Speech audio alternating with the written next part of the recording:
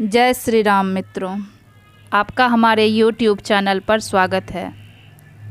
मित्रों, आज मैं आप लोगों को सत्संग की कथा सुनाने जा रही हूँ।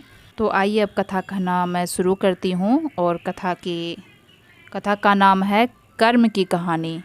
एक ही घड़ी मुहूर्त में जन्म लेने पर भी सबके कर्म और भाग्य अलग अलग क्यों? एक प्रेरक कथा है ये। एक राजा था जो कि बहुत दयालु और शिव भक्त था और शिव भक्ति में हमेशा लीन रहता था। एक बार उस राजा के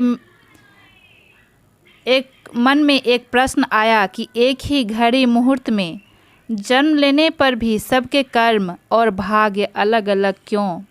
तो राजा ने अगले दिन राज दरबार में विद्वान ज्योतिषियों और ज्योतिष प्रेमियों की सभा बुलाकर प्रश्न किया कि मेरी जन्म पत्रिका के अनुसार मेरा राजा बनने का योग था। मैं राजा बना, किंतु उसी घड़ी मुहूर्त में अनेक जातकों ने जन्म लिया होगा जो राजा नहीं बन सके। क्यों? इसका क्या कारण है?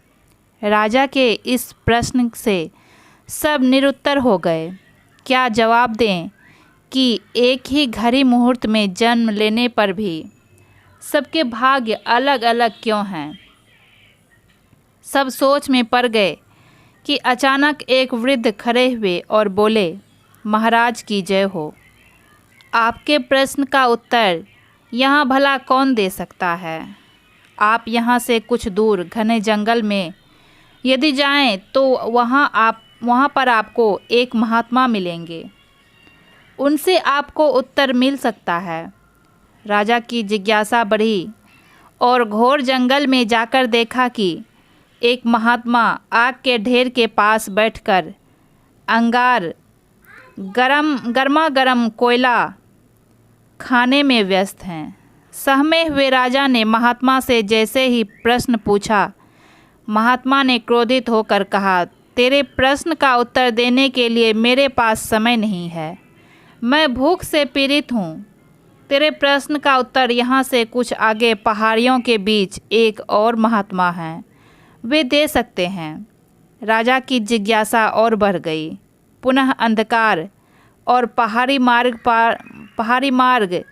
पार कर बड़ी कठिनाइयों से राजा दूसरे महात्मा के पास पहुंचा। किंतु यह क्या? महात्मा को देखकर राजा हक्का बक्का रह गया। दृश्य ही कुछ ऐसा था। वे महात्मा अपना ही मांस चिमटे से नोच नोच कर खा रहे थे। राजा को देखते ही महात्मा ने भी डांटते हुए कहा, मैं भूख से बेचैन हूँ, मेरे पास इतना समय नहीं है, आगे जाओ। पहाड़ियों के उस पार एक आदिवासी गांव में एक बालक जन्म लेने वाला है जो कुछ ही देर तक जिंदा रहेगा। सूर्योदय से पूर्व वहां पहुंचो। वह बालक तेरे प्रश्न का उत्तर दे सकता है। सुनकर राजा बड़ा बेचैन हुआ। बड़ी अजब पहेली बन गया।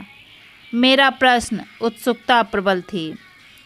कुछ भी हो, यहाँ तक पहुँच चुका हूँ, वहाँ भी जाकर देखता हूँ क्या होता है। राजा पुनः कठिन मार्ग पार कर किसी तरह प्रातः होने तक उस गांव में पहुँचा।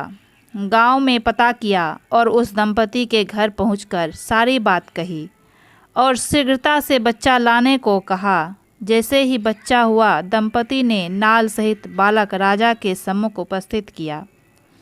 राजा को देखते ही बालक ने हंसते हुए कहा, राजन, मेरे पास भी समय नहीं है, किंतु अपना उत्तर सुन लो।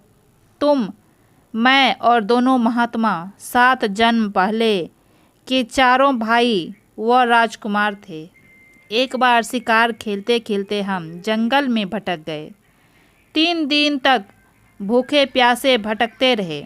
अचानक हम चारों भाइयों को आटे की एक पोटली मिली। जैसे तैसे हमने 4 बाटी सेकी और अपनी अपनी बाटी लेकर खाने बैठे ही थे कि भूख प्यास से तड़पते हुए एक महात्मा वहां आ गए। अंगार खाने वाले भैया से उन्होंने कहा, बेटा, मैं 10 दिन से भूखा हूँ। अपनी बाटी में से मुझे भी कुछ दे दो, मुझ पर दया करो, जिससे मेरा भी जीवन बच जाए। इस घोर जंगल से पार निकलने की मुझ में भी कुछ सामर्थ्य आ जाएगी। इतना सुनते ही भैया गुस्से से भड़क उठे और बोले, तुम्हें दे दूंगा तो मैं क्या आग खाऊंगा, चलो भागो यहाँ से। वे महात्मा जी फिर मांस खाने वाले भैया के निकट आए, उनसे भी अपनी बात कही, किंतु उन भैया ने भी महात्मा से गुस्से में आकर कहा कि बड़ी मुश्किल से प्राप्त ये बाटी तुम्हें दे दूंगा तो मैं क्या अपना मांस नोच कर खाऊंगा। भूख से लाचार वे महात्मा मेरे पास भी आए, मुझसे भी बाटी मांगी तथा दया करने को कहा, किंतु मैंने भी भूख में धैर्य खोकर कह दिया कि चलो आगे बढ़ो, मैं क्या भूखा मरूं। बालक बोला, अंतिम आशा लिए वो महात्मा हे राजन आपके पास भी आए, दया की याचना की। सुनते ही आपने उनकी दशा पर दया करते हुए खुशी से अपनी बाटी में से आधी बाटी आदर सहित उन महात्मा को दे दी। बाटी पाकर महात्मा बड़े खुश हुए और जाते हुए बोले, तुम्हारा भविष्य तुम्हारे कर्म और व्यवहार से फलेगा। बालक ने कहा, इस प्रकार हे राजन, उस घटना के आधार पर हम अपना भोग रहे हैं। धरती पर एक समय में अनेकों फूल खिलते हैं, किंतु सबके फल रूप, गुण, आकार, प्रकार, स्वाद में भिन्न होते हैं। इतना कहकर वह बालक मर गया। राजा अपने महल में पहुंचा और माना कि शास्त्र भी 3 प्रकार के हैं, ज्योतिष शास्त्र, कर्तव्य शास्त्र और व्यवहार शास्त्र। एक ही मुहूर्त में अनेकों जातक जन्मते हैं, किंतु सब अपना किया दिया लिया ही पाते हैं। जैसा भोग भोगना होगा वैसे ही योग बनेंगे, जैसा योग होगा वैसा ही भोग भोगना पड़ेगा। यही है जीवन।